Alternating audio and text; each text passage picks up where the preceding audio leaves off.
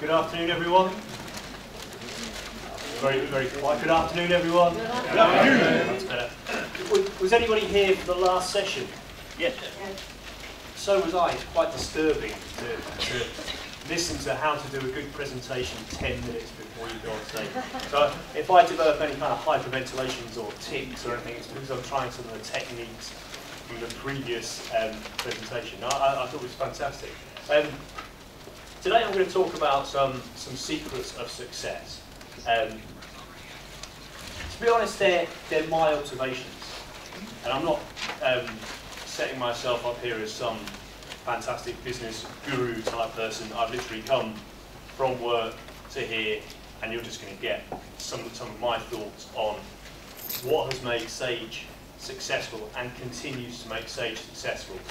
So, a mile and a bit away, Sage Towers. Sage is a fantastic local success story. We're about to celebrate our 30th birthday, so it's been around for 30 years or so. And over that 30-year period, to which I take very little credit, we've become over a £1.4 billion business. Probably, I would hope 1.5 as we get to the end of this financial year. Over £300 million profit last year. Global business, the only FTSE 100 technology business. It's remarkable.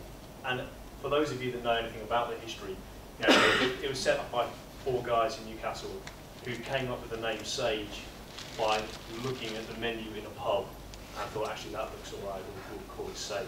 So I guess one of the things for you is that, you know, maybe you could have a similar success story. And there are many, many things that have contributed to that success. You know, being in the right market at the right time, making some very smart acquisitions, making the right kind of risks and taking the decisions that are really tough when a business starts out and continue to be tough. You know, so Paul Walker, who's just left us as CEO, tells a story about literally having no money in the bank and having a product that wasn't ready for launch, and they couldn't get it ready for launch, and they kind of pulled something out of the bag and literally saved the day. We've fought off a lot of competition over the years in the UK market, but now also in global markets. So a real success story. But if I reflect now on where a great deal of our focus is as an organisation, it's all about people. We don't make stuff, we cut code. People sit and type things into computers and create software. So it's got to be about the people that do that and sell it and communicate and do all those great things. So I'm going to give you 10 tips. These are kind of my tips of how I run my teams, but also how I've had the benefit of some training and of working for some really good leaders who have helped me genuinely to pick a few things up along the way. So I'll just share those things. How many of you have a team? A team of people? Quite a few people. How many of you own your own business, run your own business? Okay, so quite a few people in the room. So these things should apply to you. If you don't have a team, you might do one day, but also you'll probably pick up a few things that you can think personally may have relevance. So, moving on. Rule number 1, get the right people on the bus. Shamelessly stolen from a guy called Jim Collins, who's written a book called Good to Great, which is well worth a read. Well worth a read to the extent that all the leadership teams for this stage have been given a copy over the years. So read this and you need to know about it. And the theory here is very simple. You need good people. You don't even need to know where the bus is going to as a leader. If you get the right people on the bus, not even in the right seats, they'll work it out and they'll work out where you should get to. But if you focus on the good people piece, you'll take the first step in being successful. Now, I've seen that done excruciatingly. So, one of my previous bosses lost the head of customer service, and our customer services was in a reasonable shape, but it had a few difficulties that it hadn't been able to really extricate itself from.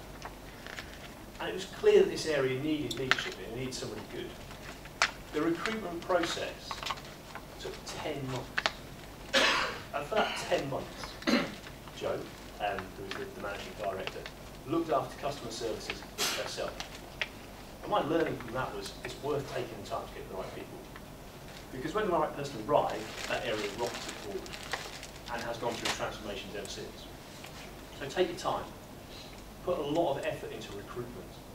You know, I love the recruitment process. I love sitting down with people, understanding what they're about, and working out whether they're for me or not for me in the team. And if they're not right, if I have that kind of doubt about them, if it's a 60-40 or 70-30, they're not joining. Because those sorts of decisions are difficult to unpick further down the road. Anyone that's gone through that process will know that. Rule number 2 is think team.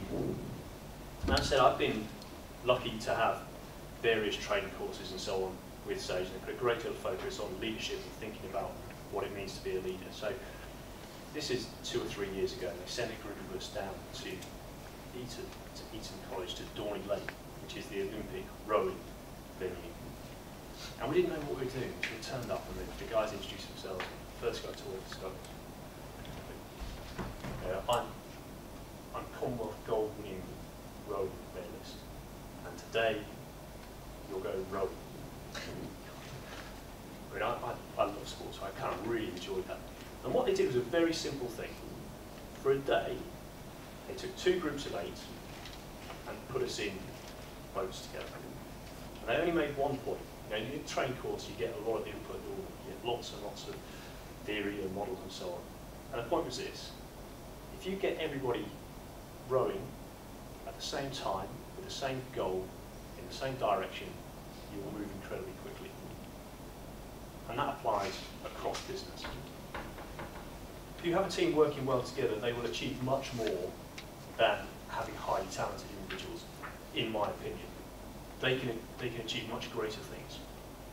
And I think as you go through the first one, getting the right people on the bus, you can't just go for the individual best people. You have to look across the board and think, right, how does this person fit in with other guys in the team? If I go back 10 months, I had a team almost entirely made up of people who, when we sort of characterise people as drivers, who just want to get on with stuff, and they're brilliant. Because you give them a task, you give them a target, and they want to go away and hit it, which is wonderful. Apart from, they're too busy to talk to each other. And they don't stop and slow down and do the analysis to think, is this a good idea? I have certain driver tendencies as well. So that team was just off doing stuff with sort of victims and things falling apart behind us because we were too busy looking at the future and thinking what happens next. So what we did was take some steps just to kind of, as we put more people in, just tweak it and get a little bit more analytical people in there. We've got 2 guys on my team who have incredibly untidy desks. Now, we have all this stuff built up everywhere. And then we have a completer finisher with a completely tidy desk. And you need those combinations of people across the business. So think team. Think the combinations, and that those people can be more powerful together than they can be individually. My current boss, Brendan Flashley, who's now our UK CEO, sat us down as a team and said, you know, guys, you're a great team. He too puts a lot of emphasis on leadership and talks a lot about our Sage leadership standard. We have a list of the standards we'd like to achieve as leaders, which is embedded across a whole organisation. And Brendan was a sponsor for that. And what he said was, when he sat us all down, I review my team every 6 months. And I ask myself the question, are these the right people to get us to where I want to go? Now that is very powerful for a couple of reasons. Firstly, if you're on the team, you're kind of aware that there's a 6-month cycle here, and if I'm really not fit for this team, well, I don't know what's going to happen, but it doesn't feel like a good thing if Brendan starts to think that this team doesn't work quite so well. The second thing I think is that it's really powerful because what teams are there to achieve and how they evolve does change on a regular basis. Now that might not be quite as quick as 6 months. It might be 18 months or 24 months. But at some point, if you haven't sat down and had that conscious thought process of, are these the right people to get to where we need to go, you're going to miss it. And you'll find yourself 36 months down the line thinking, these people were never capable of achieving what I wanted to achieve. So it sounds very harsh, but it doesn't have to be. There's other routes for people to achieve their ambitions and lead teams and grow and those kind of things. So I do the same thing, and I look around and I think, are these the right people to achieve what we need to achieve? Is the structure right? Are they doing the right things? And how would I shape it differently going forward? Now, it might be that I change something at some point, but it won't. It's constant in my mind. And I won't maybe do anything dramatic to make it happen. So Brendan, when he took over the division, I guess it was 18, 20 months ago or so, just quietly moved a couple of people around, lost a couple of people, replaced them, and before you knew it, the team had changed. So without throwing the sort of word of restructuring or anything like that into the mix, he made a big difference to the team and what it was capable of achieving. He's in a new role now. He's the UK CEO and has been for 3 or 4 months. I bet he does the same thing. His team will not look the same in 6 months' time as it does now. Once you've got the team, you review it to make sure it's there, you've got to create the framework. And the framework for me is the kind of nuts and bolts, the understandings that build up for what we're going to try to achieve as an organisation. It can start off with something as grandiose as a vision, which we always work on the vision, where do we want to be in 5 years' time, or even longer than that. But then bringing it back to, okay, for you and you and you, what do I need you to achieve this year? And I'll do that with my guys. We'll work on our plans together, and we'll come up with our kind of overarching objectives. And the way we did it this year was we shared them with everyone. So I created mine as a spreadsheet, lots of things are spreadsheets, aren't they? With by area and by person what their objectives were. I shared my objectives. So Brendan gave me my objectives, I shared them with my team. My team shared all of those with their teams, so everybody knows where we're going. In addition to that, you've got to create the right job descriptions. This is what you are here to do. You can do more. You can't really get away with less, and I'll talk about that in a moment. But the framework has to be there for people to achieve. So this is maybe isn't the best picture to describe that, but if you create the framework, the walls will go up, the fittings will go in, the sofas, the paint, and all of those pieces will come together and create a beautiful building.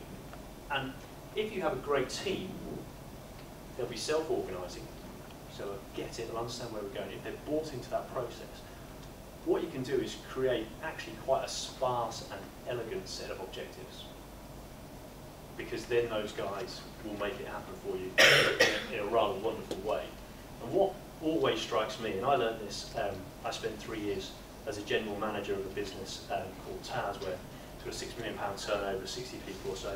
And I had that kind of moment of realisation that I wasn't a specialist in R&D, research and development, I wasn't a specialist in customer service, in sales, marketing, any of these areas. And actually all of my team knew more stuff than I did.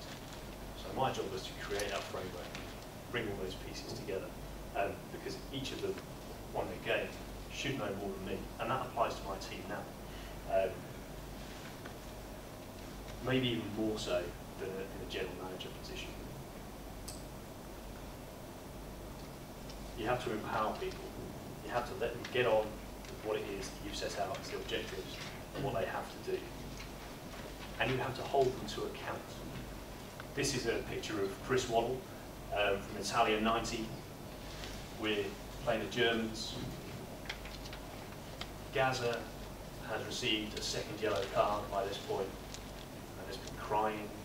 It's incredibly tense. And Chris Waddle has to come and score the penalty. He gets all the glory for that. That's his job. He stepped up to the plate. You need people that step up to the plate. If he misses, he misses. That's his back. It's not the managers, it's not the captains, if you've created the framework, got the right people that are capable of doing the job, then they should step up and do it. If they don't do it, you have to hold them to account for that. So in our organisation, that's about your performance review during the year and at the end of the year. Everyone would love to be a 5. Some people are 4s. Most people are 3s. Being held to account for not doing your job properly is a 2 or a 1. Those pieces have to come into play to create a high-performing team. Now actually, if you take that position, where you're the one person kicking the last ball in this competition, and you're stepping up to the plate, taking a huge degree of personal risk, and you're big enough to do it, no one's going to mark you down. That's great. But my team, if they step up to the plate, can fail. They just can't do it repeatedly on everything that they approach. So, empower but hold to account. And for me, that means delivering against your job description and your objectives.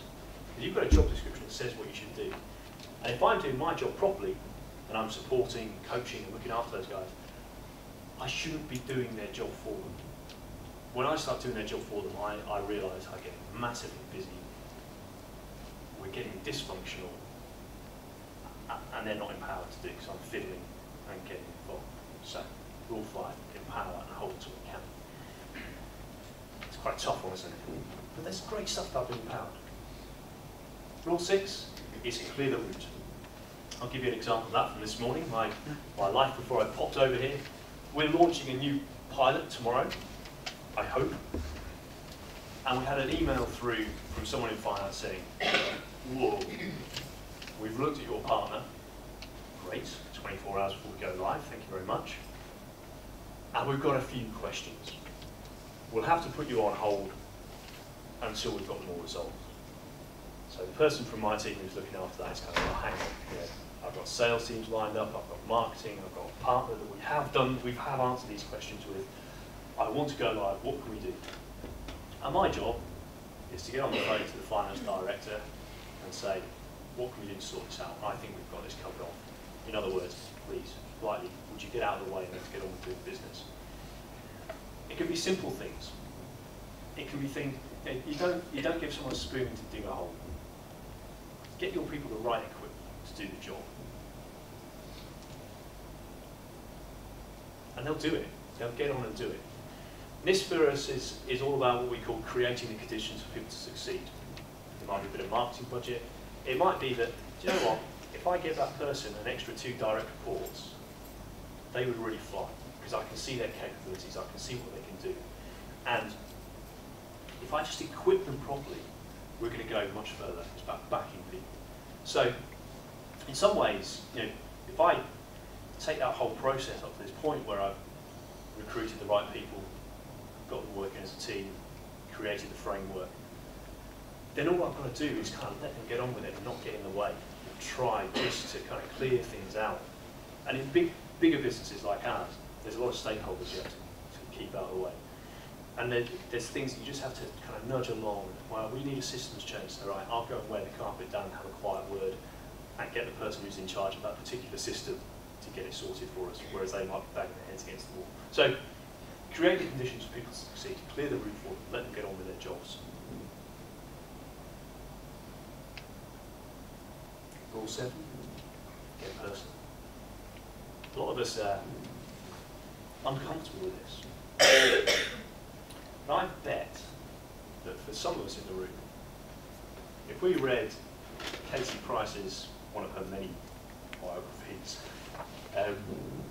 what we'd find is that actually we would know more about Katie Price and her loves and losses and the pain and the angst and the things that she's gone through. We'd know more about Katie Price than we know about the people we work with. So, we do an exercise, I do an exercise with my teams, that involves a little bit of personal risk and challenge, where we just do something called introductions. And I introduce myself, and I tell them who I am, and I tell them where I've come from. So I tell them, for example, and you don't need to get the violins out, I say this for a reason, I tell them, for example, that I lost both my parents to cancer. And I tell them what that did to me, and I tell them how that drives me as an individual, what I want to achieve personally, and how I relate to my family.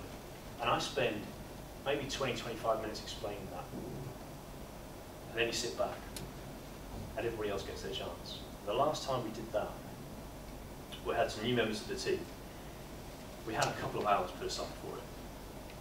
We ended up running from about 9:30 to 2:30 because people will speak for 20, 25 minutes. And what happens is you build a massive amount of trust. You also build a massive amount of understanding for those team players. And then what happens is, at the end of the day, you go out for a meal and a few beers, and you have a great time because suddenly there's this great bond between you. Now, you have to do that while maintaining a bit of distance.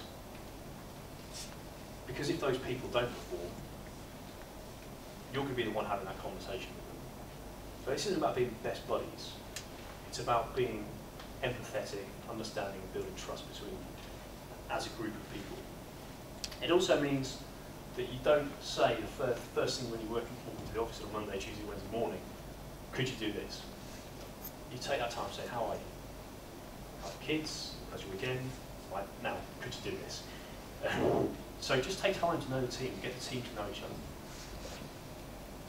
Celebrate. Celebrate your successes. You spend a lot of time at work. I used to work for KPMG, and they were brilliant at celebrating successes. Every time somebody passed an exam, they had to put £50 behind the bar. So if 10 people passed, it'd be 500 quid behind the bar, and everyone would go and drink their money, and everyone would be happy because I've passed my exams, and I've spent some money. You have a brilliant time. And we do a lot of this celebrating our success. On the wall in my area, we have the wall of love. And on the wall of love, you can put a magnetic strip, and you can put someone's name up, and you can thank them for what they've done for you. We also have the hug pot, which I'm less personally comfortable with. But in the hug pot, you give people a hug. And you just stick these things on and say it metaphorically, because we have certain policies that you really can't contravene on hugging people. But just to say thanks and celebrate when people have done a good job. And then on a Tuesday morning when we have a whole department round, we talk through it. We say, great, thanks to such and such for doing this, brilliant. And it just gives that real positivity around the place that we're doing good things. Because we come in, we work hard, I'm sure you're the same, you work hard. Take those little moments to celebrate, and the whole team feels better. Rule 9, be prepared to lose your best people. A lot of really good people will come and they will go. They might come through your team and come back again. They might come through your team and be a boss. They might come through your organisation and go somewhere else. But while great people work for you, you've got a bit of a contract going on, in my opinion. And that contract is, you come here, you work hard, you deliver for us, and in return, I'm going to develop you as much as I can. The more I develop you, the more I get out of you. So I'll invest in your training, I'll invest personally in your coaching. But I recognise that you won't be here forever.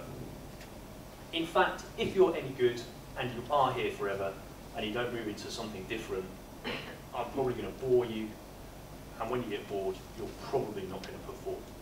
So a lot of great people will have a life cycle, and they'll come through. And great teams like this, great football teams like this, you know Cantona or Beckham, it shouldn't be Man United, should in Newcastle. But you know what happens is you cycle great people through teams, and they come and they go. So I know when I look around my team that I've got some real potential. And I think those guys will go and they will move on somewhere else. So I also have half an eye on who's coming next and what's coming through. So, for example, yesterday afternoon, the leadership team of the part of the business that I work in, which is about 1,000 people, sat down and did our talent review.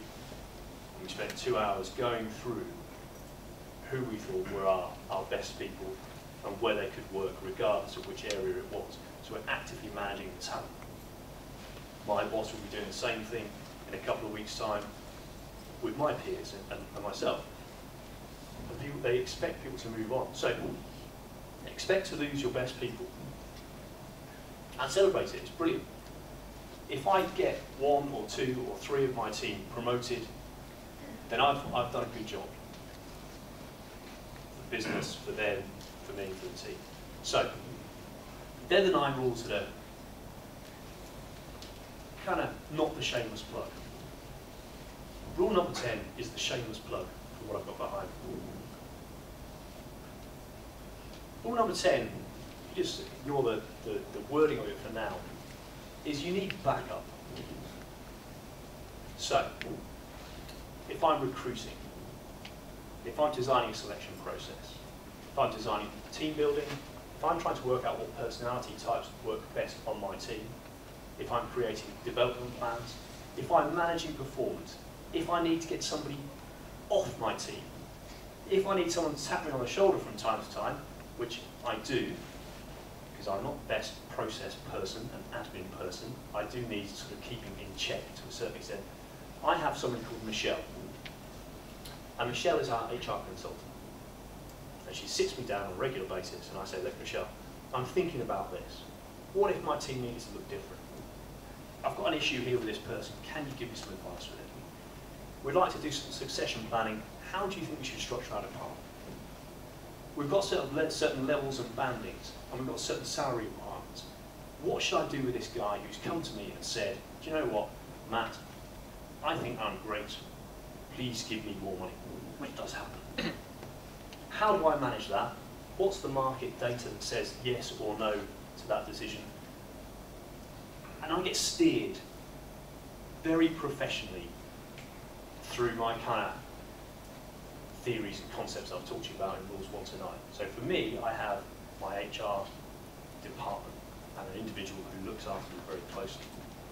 What we've just launched is a people advice service, which you can see behind you, and you can see all the tips on the white paper there.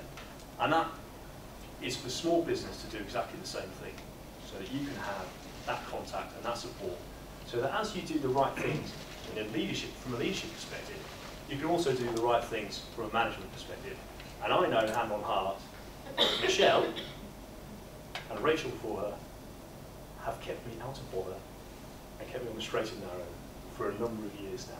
So, that's it from me. My 10 tips. If you go away with one thing, the one thing I would say to go away with is the key to success in business is largely the people that are involved in it.